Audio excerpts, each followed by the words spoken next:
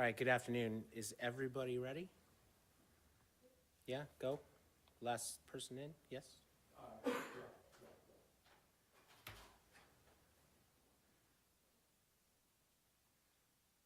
Okay, we'll start here in a second, okay?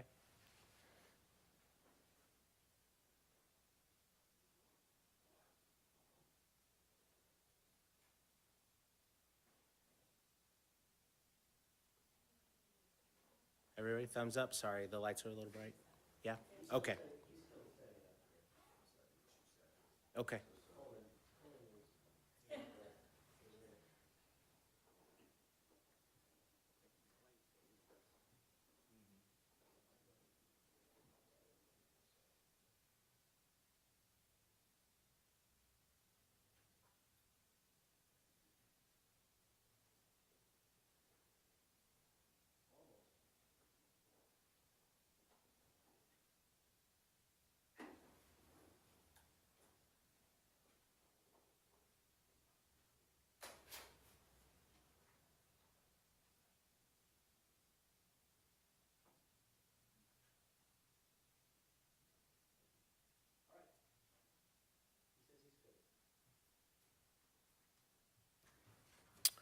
Okay, we're gonna get started.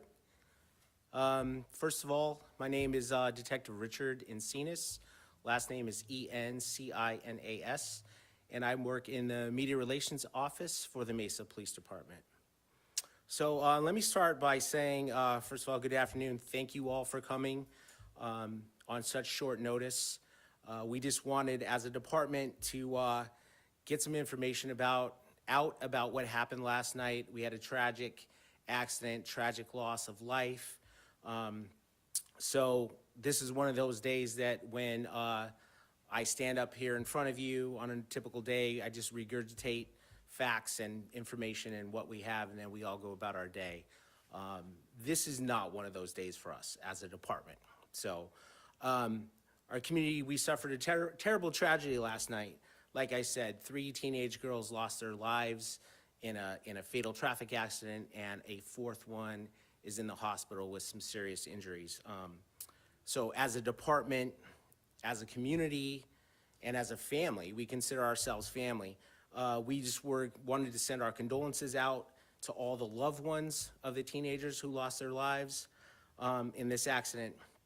But not only that, we also want to send our condolences out to their friends, their classmates. They were high school kids, the East Valley community that they are a part of, and anybody who has touched their lives in any way, shape, or form.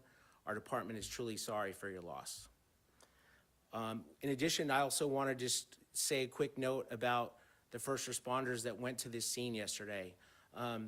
I was not there, so I can't describe some of the things that they saw. I've been relayed some information that it really tore up a lot of our first responders, not only the officers, but some of the fire personnel and people like that. So our thoughts are with them also, and we will do our best to make sure our people are okay. When we lose loved ones like this, it really hits home. I mean, especially losing a child. I would never want to feel that pain of losing a child. Personally, I have a 15-year-old son who's getting ready to start driving. I have an 18-year-old son who is driving, and it just really touches home with all of us, and I'm sure all of you out there would feel the same if you have any kids that are driving, kids that are coming up in that age range.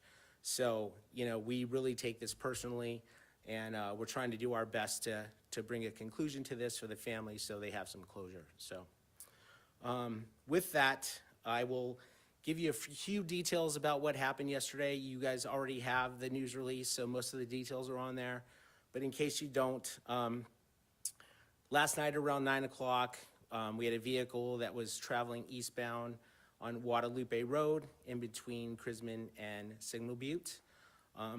For some reason, as the driver switched lanes from the one lane into the curb lane, the vehicle lost control, hit the curb, went up over the curb, struck a landscaping boulder, and then that caused the vehicle to flip over. As the vehicle flipped over, it spun around and impacted a light pole. So that's kind of what we have right now. When officers and personnel, other fire personnel arrived, there looked like there was 4 people that were trapped in the vehicle. Unfortunately, two of the teenagers were pronounced deceased at the scene. The other 2 were both taken to the hospital, and one of them did survive. She has some injuries, I believe, a broken arm and some other things like that. She is still in the hospital. Unfortunately, the 3rd person in the vehicle did not survive at the hospital. So that is kind of what we have now. We don't really, obviously, it happened less than 24 hours ago. So Sergeant Walkington here from the traffic unit, Sergeant Gerbich and some other folks in our traffic unit, our accident investigators, are working on this investigation now. It's a slow process, so we are gonna take our time, we're gonna do our due diligence, and again, we might have a cause of the accident down the road, and when we do that, we will let you know. Just early on, obviously, we check speeding as a factor. It was raining, so those kinds of things are all things we look at preliminary, but I just wanted to make it clear, we don't have a specific cause at this time, and when we do, we will pass that information on. A little bit about, not much, but a little bit about the 4 teenagers that were in the car. There was one 16-year-old, 2 17-year-olds, and 1 14-year-old. The 14-year-old is the one who survived the accident. As a department, we have decided to not release their names at this time, and we respect that you guys don't ask us that because we're just not gonna do it right now. If the families or whoever decide that that's gonna be okay, then we're gonna leave that up to them at this point. And then the last thing we wanna say before we take some questions is, what do we do now? We've had this tragic loss of life. You know, our community is hurting. What can we do about it? What can we do? Well, there's pretty simple things we can do, and I'm talking to the community directly, is, you know, as a parent, as a teacher, as a friend, a mentor, somebody, your clergy member, whoever, it only takes a couple of seconds to remind our kids about safe driving. There are many things that and if you don't know about that, just simple Google safe driving techniques, safe driving examples, safe driving. You'll get a ton of information. It takes 5 minutes to talk to your kids about speeding, distracted driving, especially with teenagers, right? Unsafe driving, things like that, not paying attention. So as a community, we can do that small thing and hopefully try to prevent something as tragic as what happened yesterday. Our department will make available any resources that anybody might need. So if you want to reach out to the Media Relations Office, we can make those resources available and make sure you get any information that you might need. With that being said, I'll take some questions if you have them. Who was there? What age was the driver? Was she driving her parents' car? Right now, we believe the driver was 16 years old, and I'm not sure if it was owned by the parents or not. Was it two-door Mustang? Correct. Were they wearing seatbelts? Yeah. Yes, they were. All of them? Yes. Were any of them related to family members? No, I believe they were all friends. Do we know where they were going, where they're from?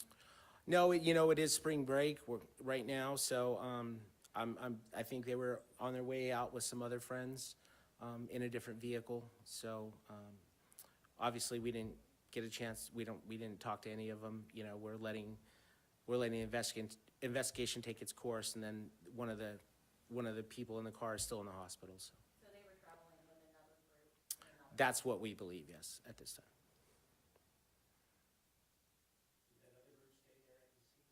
Yes, sir. Yeah, they did. So they were following another car, to be clear, or another? No, they were not following another car. Just some information we had was they were in the car. They had some friends in another car they were all kind of driving at the same time. So one car behind another car. Tell me, as a father, what went through your mind when you heard about what had happened? Well, just sadness, honestly. You know, as police officers, as first responders, we're trained to, you know, kind of take that stuff and put it into a little box and do our job. And then when the job's over, then we kind of focus on, you know, maybe what occurred. For me especially, since you asked, you know, I have a 15-year-old son, he's gonna be 16 in a month. We're doing these things every day. I'm taking him out to drive 3 times a week, teaching him about safety. I'm doing those things. And, you know, it just hits home, obviously. I spoke with some of my partners today, and I was like, I'm not sure I'm gonna let my son drive right away in another month. You know, just those kinds of things. When these things happen, these tragedies happen, you know, it's just really, I hope it would refocus, not just me, but everyone in the community about just making sure our kids are safe, so. Any idea how fast they may have been going? It's a single I car. don't. Yeah, I do not. And again, you know, those, like I said, our traffic unit is great. They will figure all of that out. And then when the report does come out, we'll make sure we let you guys know. Our main focus today, though, was just to really send our condolences out to the community and especially the families of the children that were lost. You know, placing blame, doing those things like that. At this point, we're not trying to do any of that. We will do our investigation, but we're really focusing on just letting them know how sorry we are that this happened. You just mentioned the spring break time that we're living right now, and also St. Patrick's Day weekend is coming. So we also know that you guys have, as a police department, using the program in order to reduce the number of incidents, of car accidents that this one. Could you talk a little bit more about it? Yeah, I will let Sergeant Walkington come up and he can speak to that for sure. Okay? Hello, Sergeant Sean Walkington with the Mesa Police Department's traffic unit.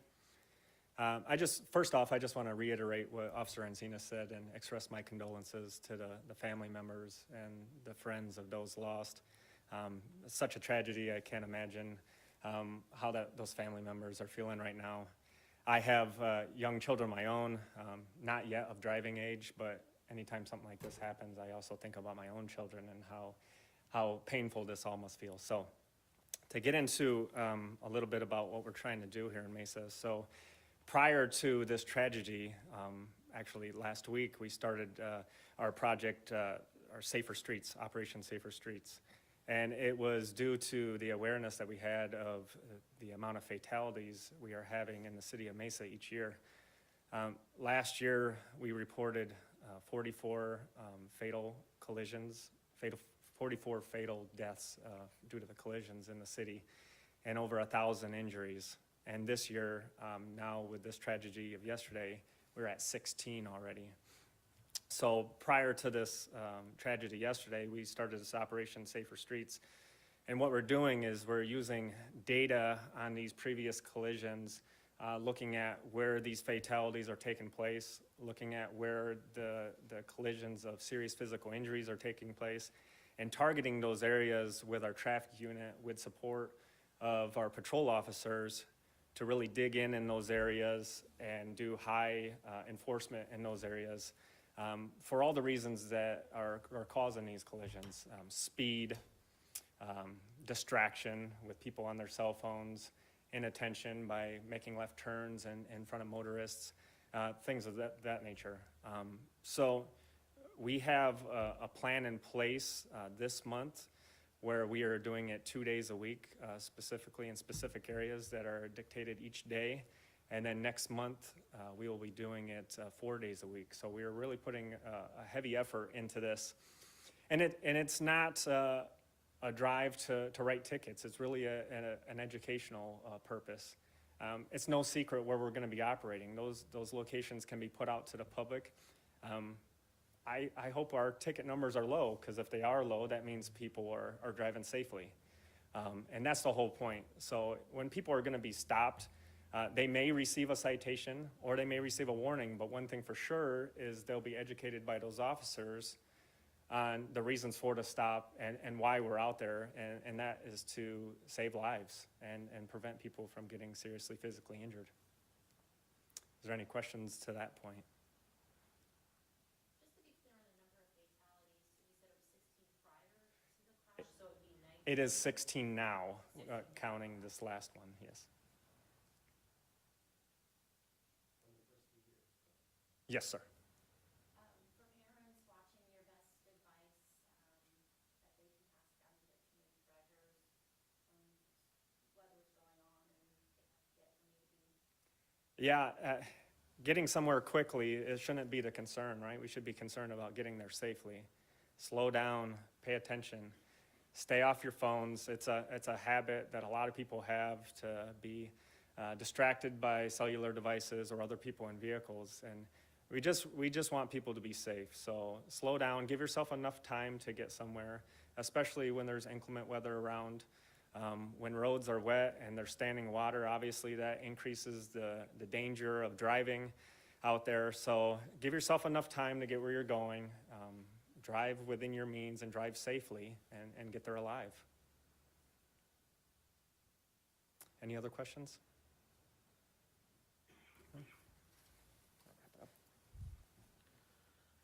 Okay, that's all we have today, so thank you all for coming. We will be available here on the side if you have any additional questions. Again, if you have any, if you need resources or things like that, we can get those to you through email, through our department. And again, just thank you for coming, and again, sorry to the families for their tragic loss of life, so thank you very much.